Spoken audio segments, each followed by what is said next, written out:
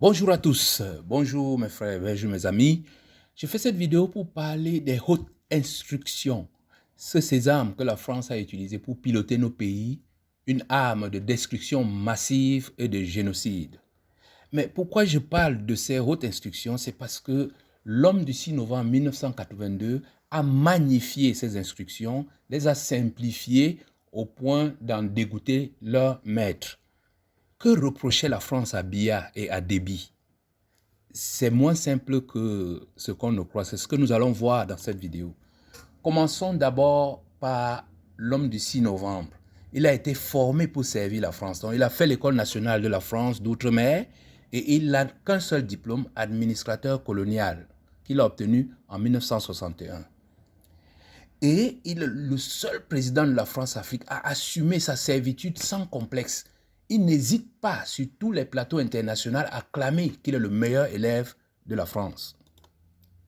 Et bien évidemment, nul n'est parfait, car malgré tout son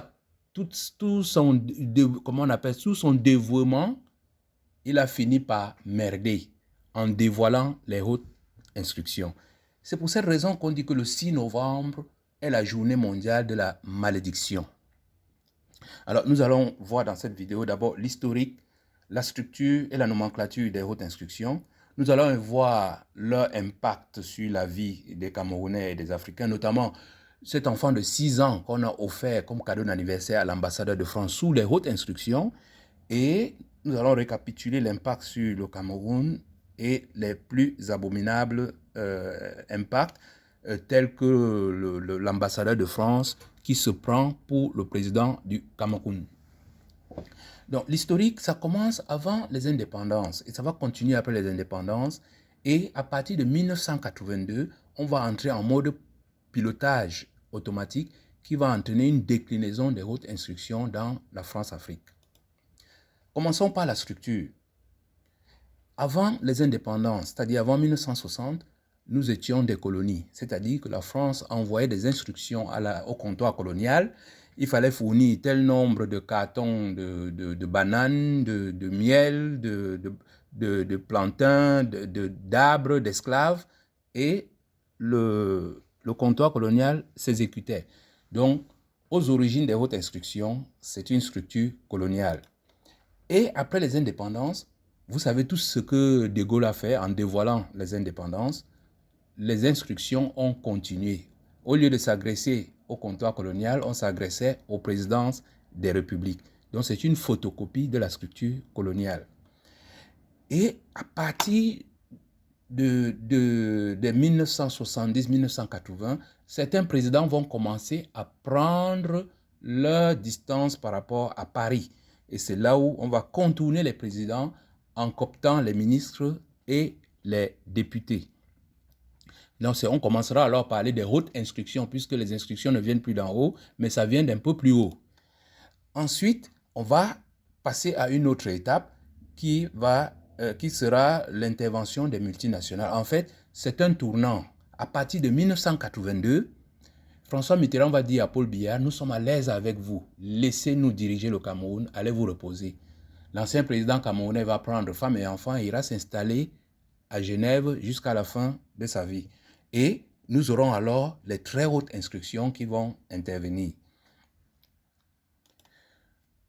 Et pour coller à l'actualité, vous verrez que à chaque fois que la France a eu une difficulté, elle copte. Quand le président devient difficile, on passe aux ministres. Quand les ministres deviennent difficiles, on passe aux multinationales. Quand les multinationales n'arrivent plus à répondre, on passe à la bande à Bembe. Donc, c'est la jeunesse qui est en train de secouer la France en ce moment. Donc, il faut coopter toute cette jeunesse-là pour les intégrer dans la chaîne des hautes instructions. Donc, pour bien comprendre cette nomenclature, allons à l'inverse. Si vous prenez la bande à Bembe, si elle reçoit des ordres d'une multinationale, on va dire que c'est des instructions. Si elle reçoit des ministres, on va dire haute instruction. Si elle reçoit de la présidente des pays africains, on va dire très haute instruction. Si elle reçoit de l'Élysée, alors c'est des sélectes instructions. Je pense que vous avez compris la gradation dans ces instructions. L'une des conséquences de cette structure des hautes instructions, c'est qu'une fois que vous êtes coopté ou bypassé ou contourné, vous pouvez aller vivre en France. Donc c'est ainsi que le président l'ancien président camerounais s'était installé à Genève, tous ses ministres, y compris les présidents des assemblées et tout, ils vivent tous à Paris ou en France et ils ne viennent au Cameroun que de temps en temps. C'est la même chose. Les présidents des multinationales ne vivent pas au Cameroun, ils vivent tous en France. Ils viennent seulement de temps en temps pour le conseil d'administration. Et je ne vous donne pas plus de 2 ans pour retrouver toute la bande à Bembé installée quelque part en France ou dans les campagnes françaises. Voici quelques indices pour vous expliquer les conséquences de cette structure. Si vous voyez, comme je vous parlais de l'absence chronique de toutes ces personnes-là, au Cameroun, quand il y a un accident crapuleux, une catastrophe, une déclaration de guerre, un discours international, ces gens-là ne sont pas là. On les attend, on se demande où est le ministre, voilà un accident, où est-il? Non, il n'est pas, ils ont été colportés, bypassés. C'est pour ça qu'ils interviennent toujours 2 ou 3 ou 4 jours plus tard, quand on les sort de leur réserve. Un autre indice, c'est que ces gens vous ne les verrez jamais sur les plateaux de télévision. Vous ne les verrez jamais rendre compte. Parce que ils ne sont pas maîtres des actions. Ils ne peuvent pas rendre compte, puisqu'ils ne savent même pas pourquoi ils posent ces actes-là. Tout vient d'en haut. Et résultat, on nous envoie un gang de bavardeurs sur les plateaux de télévision, des perroquets et des indiques qu'on appelle des intellectuels, des parlementaires, des génocidaires, des diasporas ou des justiciers. Donc vous avez toute une liste, une flopée de bavardeurs là qui viennent sur les plateaux répondre à toutes les questions concernant les gouvernements, répondre à toutes les questions concernant l'État, alors que tout l'État est effacé derrière les hautes instructions. Évidemment, la conséquence est extraordinaire. Vous vous rappelez cet Houphouët-Boigny qui a dirigé la Côte d'Ivoire pendant 12 mois alors qu'il était déjà mort. Le cas de M. Bongo au Gabon nous parle aussi, sans oublier le cas de l'ancien président camerounais Paul Biya. Donc vous avez un cercle de vieillards fantomatiques qui dirigent ces pays africains. Mais qu'est-ce que Paris reprochait à Idriss Déby? Ce que Paris reprochait à Idriss Déby, c'est d'avoir dévoilé les hautes instructions. D'abord en expliquant qu'on a envoyé des constitutionnalistes de Paris pour venir modifier la constitution d'un pays dont il était le président, donc garant de ces institutions. Vous comprenez un peu l'impact de ces hautes instructions. La deuxième chose qu'on reprochait à Idriss Déby, c'est d'avoir bravé les hautes instructions. Paris avait donné les hautes instructions de fermer Afrique Média. Et Paul Biya, le meilleur élève de la classe, s'était exécuté. On avait scellé tous les bureaux d'Afrique Média au Cameroun. Idriss Déby a récupéré le bébé et a dit on ne fermera pas Afrique Média. Donc on a créé une antenne au Tchad et ça, Paris n'a jamais accepté cela. On était obligé de rouvrir Afrique Média un peu partout parce que Idriss Déby avait mis son veto. Vous comprenez pourquoi il a été atteint d'une flèche non empoisonnée.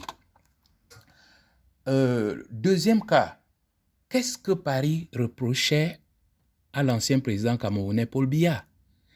Paris lui reprochait d'avoir vulgarisé, d'avoir simplifié les instructions à sa plus simple valeur. Vous avez le cas, même si dans un contrôle routier au Cameroun, nos policiers ne travaillent plus. Ils donnent des instructions à quelques civils qui vont interpeller les citoyens. C'est vraiment, il en a abusé. C'est ce que c'est ce que la France lui reproche. Alors, pour le cas du Cameroun, prenons quelques exemples pour illustrer ce que je vous dis. On a été dans une gendarmerie à Douala. Il y avait un mort dans la cellule. On demande au commandant, mais comment cet homme est mort? Et le commandant nous répond qu'il ne savait même pas que cet homme était là. Parce qu'il y a des gens à côté, en parallèle, qui agissent sous des hautes instructions. Le deuxième cas, c'est l'hôpital. On avait ramené un malade à l'hôpital parce qu'il a été mal soigné. Et on n'a pas pu retrouver le médecin qui l'avait soigné.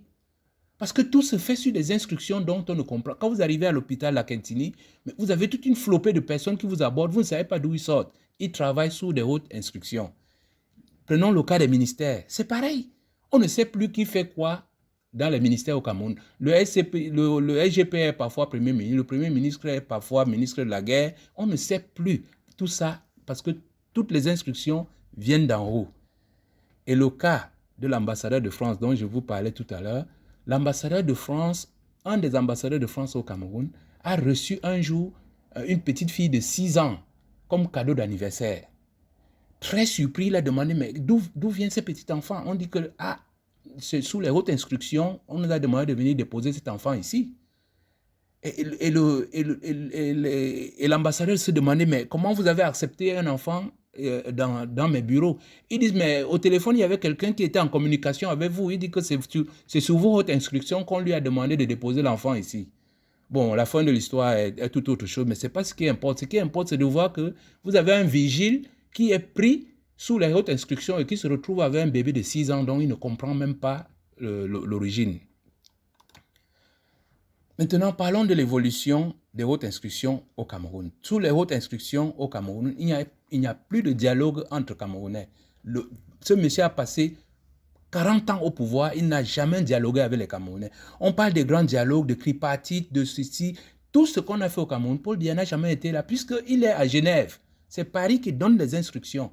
Il n'était pas à la tripartite, il n'était pas au grand dialogue national. Il a reçu les instructions de ne pas discuter avec les Camerounais. Il n'y a pas de conseil des ministres au Cameroun. Cet homme n'a jamais rencontré le patronat camerounais et il dirige le Cameroun. Il n'y a pas de plan quinquennaux. On a enlevé tous les plans quinquennaux. Il n'y a plus d'interviews, comme je vous disais tout à l'heure. Résultat, depuis 1950, à partir de 1950, le Cameroun avait décollé, passant de pays sous-développés à pays moins avancés, pays en voie de développement. Et à l'heure où nous parlons, si le plan d'Aïdio avait fonctionné, nous serons parmi les nouveaux pays industrialisés, comme la Corée, le Japon et tout. Mais au lieu de cela, à partir de 1982, l'avion Cameroun a piqué du nez et aujourd'hui, nous sommes des pays très pauvres, très endettés. Et tout cela grâce aux hautes instructions. C'est pour ça qu'on dit que le 6 novembre est une journée internationale de la malédiction, surtout pour les Camerounais.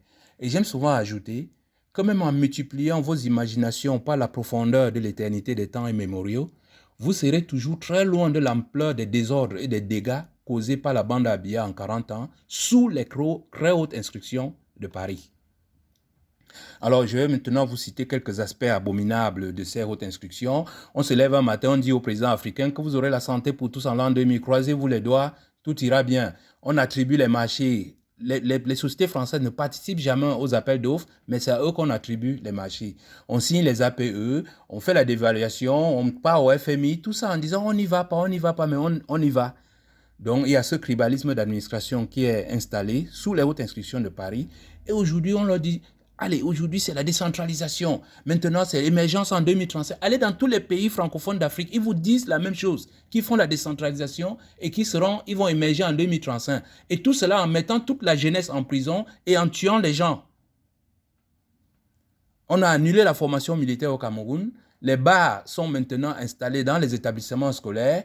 Tout ça sous les très hautes instructions. Et surtout, il y a cette acceptation du titre de président dictateur. Ces présidents africains sont fiers qu'on les appelle dictateurs, alors qu'ils n'en ont rien à foutre. Les vrais dictateurs sont les présidents français. Ils ne sont là que des petits, comment on appelle ça au Cameroun, on dit flottambo, hein, c'est-à-dire des marionnettes. En conclusion, vous avez compris que sous ce haute instruction se cache en fait un sous-marin nucléaire de la France qui va finir par détruire nos pays totalement.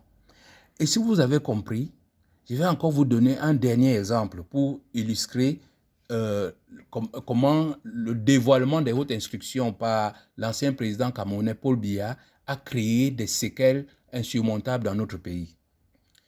Je prends le cas de la présidence de qui préside le Cameroun aujourd'hui. Aucun Camerounais n'est capable de vous le dire. Mais si vous le regardez sous la coupe des hautes instructions, vous comprenez très bien que la confirmation est là. C'est le président Guillou, je veux dire l'ambassadeur de France Guillou qui croit gouverner, c'est Ngouté qui croit gouverner, c'est Ngongo qui croit gouverner. Je crois le plus malin de tout cela, c'est peut-être Famen Ndongo qui s'est taillé une petite république de manioc dans le sud et c'est là où il va faire ses réunions pour montrer qu'il est à la tête de quelque chose. Voilà mes chers amis ce que je souhaitais vous dire sur les hautes instructions. J'espère que vous avez apprécié.